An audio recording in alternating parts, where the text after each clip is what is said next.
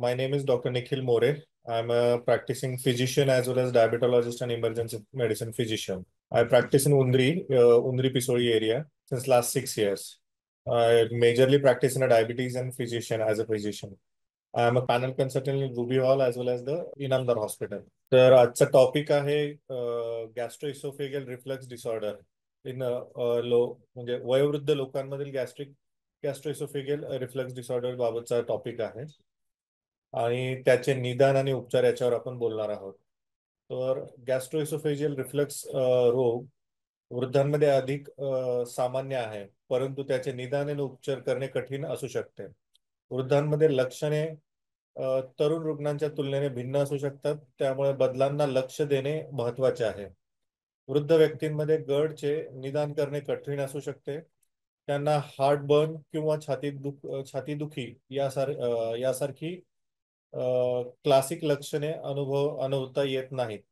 त्याऐवजी त्यांना खालील लक्षणे अधिक अनुभव होतो. अन्न परत येणे, गिळण्यास अडचण, सामान्य पोटाची असुविधा किंवा अपचनाच्या समस्यांचा अनुभव, कधी कधी मळमळ किंवा उलटी, हृदयासंबंधित नसलेली छातीत दुखणे. वृद्ध व्यक्तींमध्ये गडमुळे जटिलतांचे प्रमाण जास्त असते, जसे की अल्सर, रक्तस्राव, ज्यामुळे स्थिती अधिक गंभीर होऊ शकते.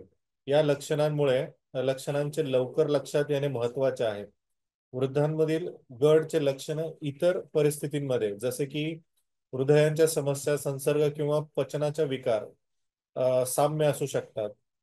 अनेक वृद्ध व्यक्तींमध्ये अनेक आरोग्य समस्या असतात, ज्यामुळे गडचे लक्षणे लपवली जातात.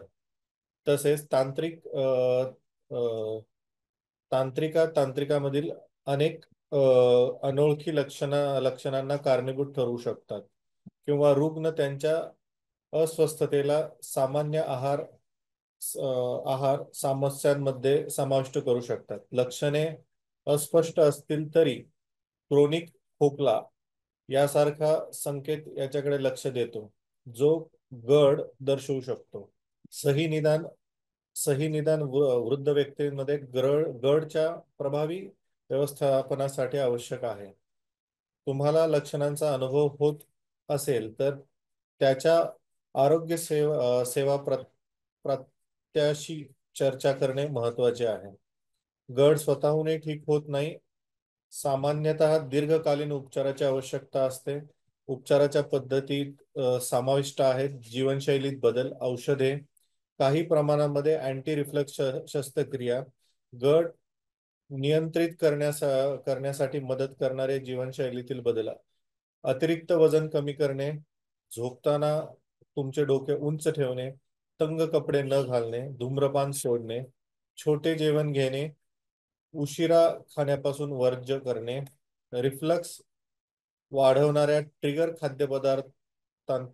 खाद्यपदार्थांना टाळणे, जसं की सिट्रसची फळे झाले, चरबीयुक्त खाद्यपदार्थ झाले, चॉकलेट, कांदा, लसूण अशा गोष्टी टाळणे. काही औषधांबाबत सावधगिरी बाळगता आणि तुम्ही घेतलेल्या औषधांबद्दल तुमच्या डॉक्टरांशी चर्चा करा. अँटासिड घेण्यापूर्वी डॉक्टरांच्या सल्ल्यानुसारच घ्या. प्रोटॉन पंप इनहिबिटर PPIs अशा औषधांमध्ये आहेत जे गडच्या लक्षणांचे व्यवस्थापन करण्यात प्रभावी आहेत. जर वृद्ध व्यक्तींमध्ये खालील परिस्थिती असतील तर शस्त्रक्रिया एक पर्याय असू शकतो.